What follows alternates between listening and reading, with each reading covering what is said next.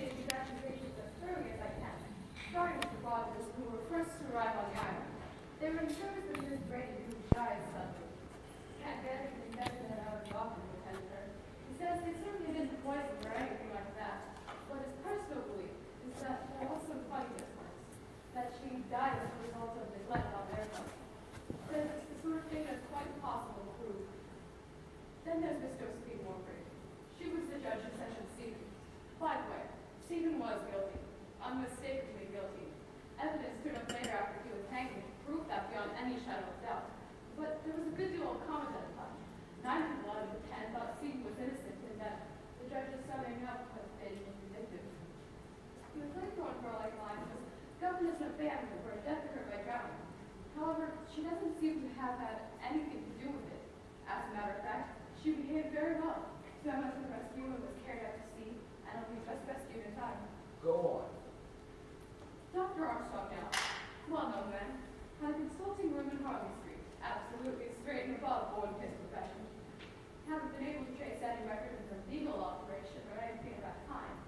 It's true there was a woman called Cleese who was operated on by him way back in 1997 at Leesmore, who was attached to the hospital there. She died on the operating table. Maybe wasn't very skillful over the op. After all, he had much experience. But after all, clumsiness isn't a criminal offense. There was certainly no motive. Then there's Miss Emily Brent, a girl. Beatrice Taylor was in service with her. She got pregnant and was turned out by mistress and went and drowned herself. Not a nice business, but again, not a criminal. You know that seems to be the point. You and Owen dealt with cases the law couldn't touch. Young Marston was a fairly reckless car driver. That's all there really is to her. The 2 names, John and Lucy Combs, were those 2 kids she knocked down and killed near Cambridge. No, can't find anything definite about General Mackenzie, a fine record, war service, all the rest of it. Amy Richmond was serving as her current friend and was killed in action. No friction of any kind between her and the general. They were close friends, as a matter of fact. Now, Philip Lombard. Lombard has been mixed up in some very curious shows abroad. Stand very near the law once or twice. Got a reputation for being daring and not over-scrupulous. Sort of fellow who might do several murders in some quite out-of-the-way spot. Then becomes Bloor. He, of course, was one of our lot. Now, Bloor is a bad hack. You think so, sir? I always thought so, but he was clever enough to get away with it. And look, it's my opinion that he committed black perjury in the Landlord case. Now, I wasn't happy about it at the time, but I couldn't find anything. And I hemmed to it, and he couldn't find anything. And I'm still of the opinion that if we would have found something, we know how to set about it. The man isn't straight. Care to know what I think? Perhaps I can guess, sir. This whole thing is fantastic. Impossible. 10 people found dead on the rock of the island, and we don't know who killed them, or why, or how. Well, it's not quite like that, sir. We do know why, more or less. Some fanatic with a being who squatted about justice. It was out to get people who were beyond the reach of the law. He picked 10 people. Whether they really were guilty or not, it doesn't matter. Or it doesn't. Because it seems to me that go on. I just had a clue for the case. It's gone now. Continue. There were 10 people to be executed, let's say. They were executed. You went on and accomplished his task. And somehow or other, he spirited himself off his island into thin air. First class finishing trick. But you know me. There must be an explanation.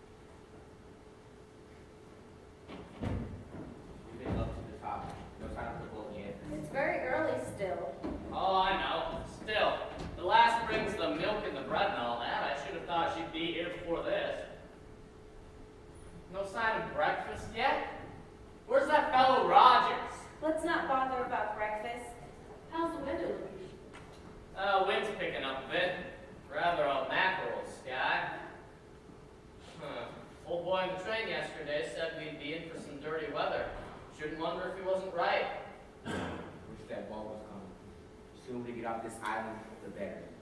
It's absurd not giving a boat on the island. No proper harbor. If the wind came up to blow from the southeast, the boat would get dashed to pieces against the rocks. But a boat would always be able to make us from the mainland. No, Miss Brent, that's just what it wouldn't. Do you mean to say that it should be cut off from the land? Yes. Nothing but condensed milk, Revita, and tin stuff until the gale had blown itself out. But you needn't worry, the sea's only a bit choppy. I think the pleasures of living on an island are rather overrated. Wonder if that boat's coming. You know the way the house is built slapped up against the cliff? You can't see the mainland until you climb to the top. Shall we go up there again? It's no use, Stockton. The wash pot never boils. There wasn't any sign of a boat putting out when we were up there just now. What can this woman Erica be doing? They're all like that in Devon, never hurry themselves.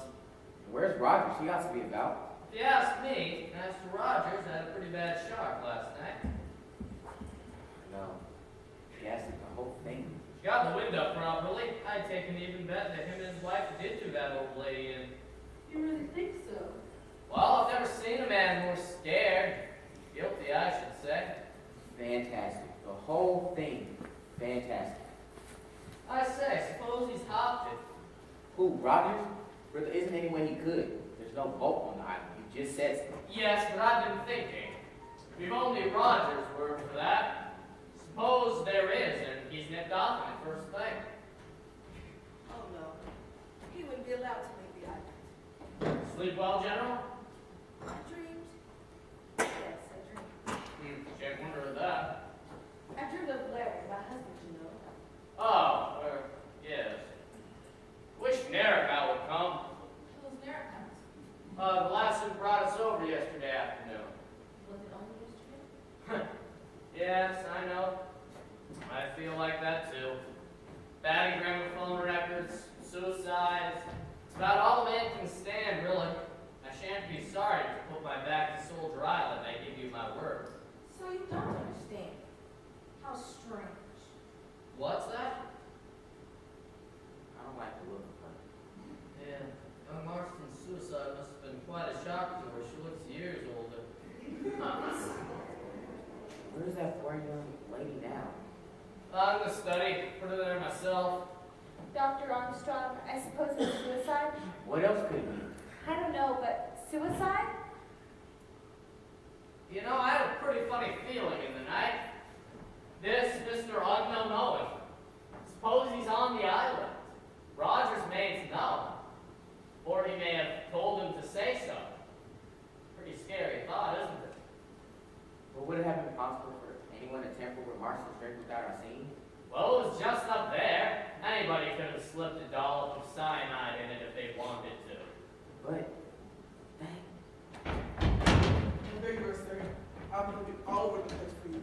Can you come to look at my wife? yes, of course, she's still feeling under the weather. Chief, You won't leave the island without me. I wish the boat would come. I hate this place. Yes, I think the sooner we get in touch with the police, the better. The police? The police have to be notified in a case of suicide, Miss Claythorne. Yes, of course. What is all this? No sign of breakfast? Are you hungry, General? Feeling like breakfast? Larry? Larry, my dear. No, I'm not. I'm Vera Claythorne. Of course. Forgive me. I took you for my husband. Oh, I was waiting for him, you see. but I thought your husband was dead long ago. Yes, I thought so too, but I was wrong. He's here on this island. Morning. Oh, good morning, Captain Lombard. Morning. Seem to have overslept myself. Go here yet? No. Bit late, isn't it? Yes. Good morning. You and I could have swim before breakfast. Too bad for all this. Yes, too bad you overslept yourself. Must have good nerves to sleep like that. Nothing makes me lose my sleep. Didn't dream of African natives, did you? No. Dream of convicts on Dartmoor? Now look here, Captain Lombard. I do not think that is very funny. No. Besides, I'm hungry. What about breakfast? Whole domestic staff seems to have gone on strike. We can always forage for ourselves, can't we? Hello, that's strange. What? Remember we heard these fellows smashed last night. Yes, down to leave 9. That ought to leave 9, but I'm certain there were 10 of them when we arrived. Well, There are only 8. so there are. I think it's queer, don't you? There were probably only 9 to begin with. We just assumed they would take because of the ride. Hello, Armstrong. What's the matter? Mrs. Rogers is dead. What? How? Died in her sleep. Rogers thought she was still under the influence of sleeping drug. I gave her and came down without disturbing her. He lit the kitchen fire and did this room. Then as she hadn't appeared, he was alarmed by the look of her and went hunting for me. She's been dead about 5 hours, I should say. What was it, heart? Impossible to say it may have been. After all, she did have a pretty big shock last night. Yes, Could it have been, I don't know, poison? it is perfectly possible. With the same stuff as young Marston? No, not cyanide. It had to have been some narcotic or hypnotic. One of the barbiturates or chloral, something like that. You gave her some sleeping powders last night, didn't you, Doctor? Yes, I gave her a mild dose of fluid. Didn't give her too much, did you? Certainly not. What do you mean? All right. No offense. I just thought that perhaps if, she had a weak heart. The amount I gave her could not have hurt anyone. And what exactly did happen? Impossible to say without an autopsy. If this had been the case of one of your private patients, what would have been your procedure? Without any previous knowledge of the woman's state of health, I could certainly not give a certificate. Well, she was a very nervous-looking creature, and she had a bad fright last night. Perhaps it was heart failure? Her heart certainly failed to beat. But what caused it to fail? Conscience. What do you mean by that, Miss Brand? Well, you all heard last night. She was accused, along with her husband, of having murdered her former employer, an old lady. And you believe that to be true, Miss Brent? Quite true. You saw her. She broke down utterly and fainted. The shock of having her wickedness brought home to her must have been too much. She literally died of fear. It's perfectly possible. One cannot adopt without any previous knowledge of the woman's state of health. There was a latent cardiac weakness. Call it, if you prefer, an act of God. No, Miss Brent. You regard it as impossible that a sinner should be struck down by God? I do not. My dear lady, in my experience in ill-doing, Providence leaves the work of chastisement and conviction to us mortals. The process is often fraught with difficulties. There are no shortcuts. Let's be practical. What did the woman have to eat and drink last night before she went to bed? Nothing. Nothing at all? Not a glass of water or a cup of tea? I'll bet you she had a cup of tea. That sort always do. Rogers assures me she had nothing whatever. Huh. He might say so. So that's your idea. Well, why not? You heard that accusation last night. What if it's true? Him and his wife did the old lady in. They're feeling quite safe and happy about it. Happy? Well, they know there's no immediate danger to them. And then this lunatic shows up last night and spills the beans. What happens? It's the woman cracks. Goes to pieces. Did you see him hanging around her when she was coming to? Not all husbandly solicitude. Not on your sweet life. He was like a cat on hot bricks. And that's the position. They've done a murder and got away with it, but if it's all going to get raked up now, it's the woman who'll give the show away. She had the nerve to brazen it out. She's a living danger to her husband, that's what she is. And him? He's fine. He'll keep lying till the cows come home, but he can't be sure of her. So, what does he do? He slips a nice little dollop of something into a nice little cup of tea, and then he washes out the cup and saucer and tells the doctor she ain't had Oh nothing. no, a man wouldn't do that. Not to his wife. You'd be surprised, Miss Claythorne, with what some husbands would do.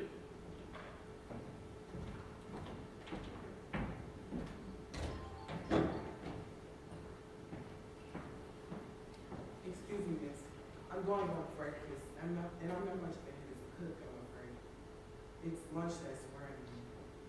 Would cold tongue and gelatin be satisfactory? Then I can manage with hot potatoes. And there's tin can fruit, cheese, and biscuits. That'll be fine, Rogers. Lunch? Lunch? We shan't be here for lunch. And where's that boat at? Mr. Bloor. What? You'll pardon me, sir, but the boat won't be coming. What? Fresh and haircuts always here before 8. Is there anything else you require? No, thank you, Rogers.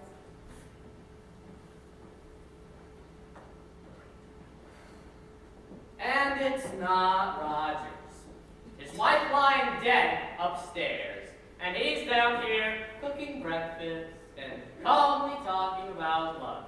Now he says the boat won't be coming. How does he know? Mr. Bloor. What?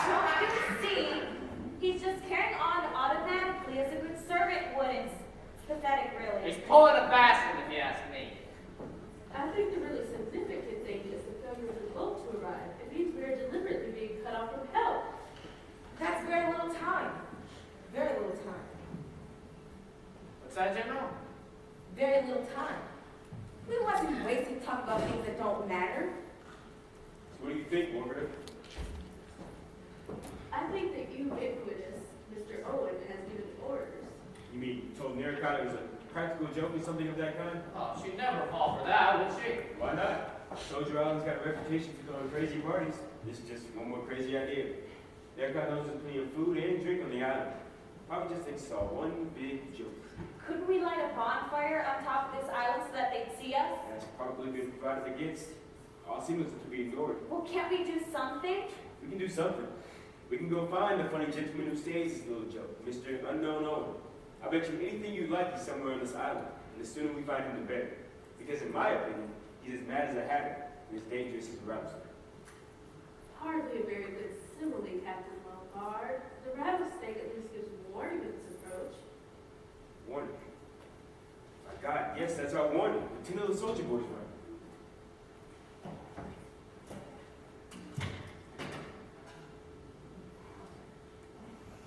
And little soldier boys went out to die. One choked his little self, and there were 9.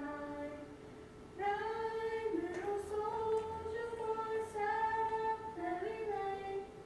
One overslept himself, and there were 8. The lieutenant was from Nericott left, right? And then Marston choked himself and overslept himself? That fits Miss Rogers pretty well, right? You don't think... Do you mean to say that he wants to kill us all? No, it's impossible. It's a coincidence. It must be a coincidence. There's only 8 little soldier boys here. Suppose that's coincidence too. What do you think, Lord? I don't like it. But there's nobody on the island. Oh, I'm not so sure of that. Terrible. No one will ever. Won't somebody shut up, Grandma? Don't you agree with me, Wargrave? Up to a point, yes. And the sooner we get to work, the better. Come on, Armstrong, come on, Blower, we'll make short work of it. I'm ready. Nobody's got a revolver by any chance. I suppose that's too much to hope for. I do. Oh. Always carry that around with you? Usually. I've been in a tight spot once or twice in my day. Ah. Well, you've probably never been in a tighter spot than you are today, Mr. Lombard. Mr. Owen, if there is a homicidal lunatic on this island, he's probably got a whole arsenal on him, and he'll use it. You may be wrong there, Lord. Many homicidal maniacs are quiet, unassuming people. Delightful fellows. You never guess there was anything wrong. Well, if Mr. Owen turns out to be one of that kind, we'll leave him to you, Doctor. Now then, I suggest we make a start. How about Lombard searches the house and we do the island? Right. House ought to be easy, no sliding panels or screen doors. Mind if it doesn't get you before you get him? Don't worry about me. You two better watch out, though. Remember, one gets left behind. Come on, Armstrong.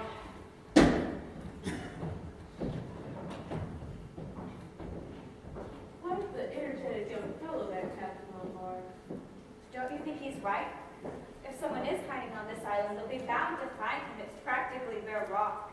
I think this problem needs brains to solve it rather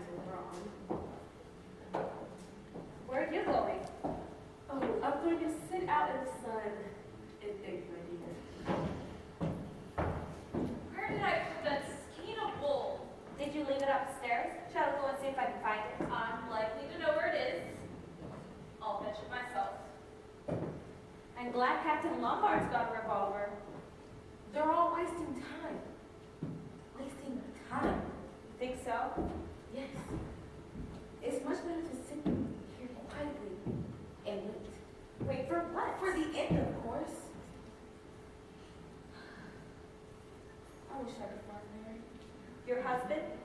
Yes. He was so handsome, so gay. Was he? I loved him very much. Of course, I was a lot older than he was. He was only 27, you know. Then Amy Richmond was 26. She was my EDC. Larry liked the girl. They used to talk of music and plays together, and he teased her and made fun of her. I was pleased. I thought he took a fatherly interest in the girl. Damn fool wasn't I? No fool, no fool. Exactly like a book, the way I found out when I was out in France. He wrote to both of us, but he put the letters in the wrong envelopes. So I knew. Oh, I'm so sorry. It's all right, my dear. It was a long time ago. But you see, I loved him very much, and I didn't say anything to him. Instead, I let it gather inside here, a slow, murderous rage. Damn young hypocrite. I liked the girl. I trusted her. I wonder what the others are doing. So I sent her to her death. Oh, It was quite easy. Mistakes are being made all the time. All anyone can say was that I lost my nerve a bit, made a blunder, and sacrificed one of the best women. Yes, it was easy. But Larry never knew. I never told him I found out. He went on as usual, but nothing was quite real anymore. Serves her damn well right. That's what I thought. But after, well, you know, don't you? no, what do you mean? You don't seem to understand. I thought you would. I thought you'd be glad to that the end was coming. We're all going to die, you know. I don't know. You haven't gotten to that yet, though. Relief. Less relief when you know that you're done with it all. But you have got to hear it for a week longer. General. Don't talk to me that way. You don't understand. I just want to sit here and wait. Wait for Larry to come to me. I'm frightened. I'm frightened. All correct. No secret passages. One corpse. Don't. Say, you do look a bit low. How about a drink to steady your nerves? A drink? 2 corpses in the house at 9 o'clock in the morning, and all you say is have a drink. An old woman going white crackers, have a drink. 10 people accused of murder. That's all right. Have a drink. Everything's fine so long as you have a drink. All right. Stay thirsty. Oh, you. You're nothing but a waster. An adventure. You make me tired. I say, you are bent up. What's the matter, my sweet? Not your sweet. I'm sorry, I rather thought you were. Well, you can think again. Oh, come on now, you know you don't really feel that way. You and I have too much in common. Rogues and murderers can't fall out. Rogues and murders? All right, you don't want the company of rogues and murderers, and you won't have a drink. I'm going to finish searching.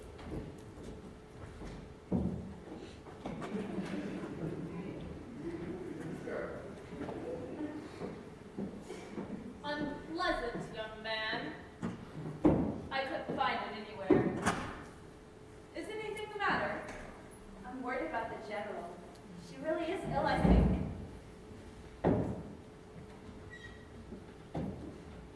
Looking out for the boat, girl. Her sin has found her out. Don't. Let's face facts. Can any one of us afford to throw stones? Even if her husband was no better than he should be, and he must have been a depraved man, she had no right to take justice into her own hands. What about Beatrice Taylor? Who? That was the name, wasn't it? You are referring to that absurd accusation about myself. Yes. Now that we are alone, I should not mind to tell you the facts of this case. Indeed, I should like you to hear them.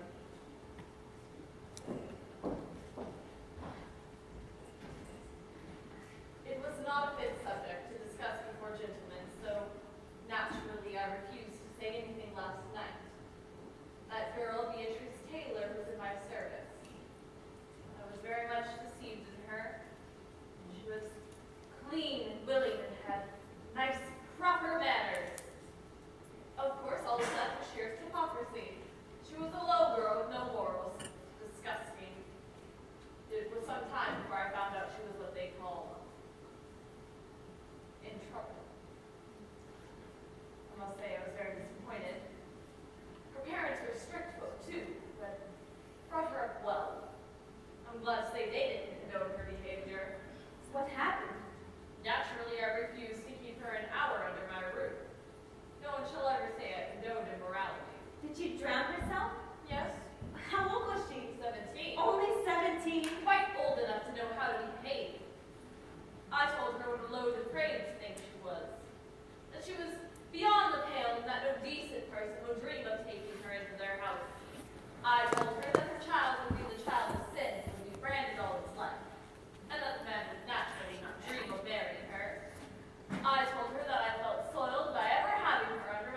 You told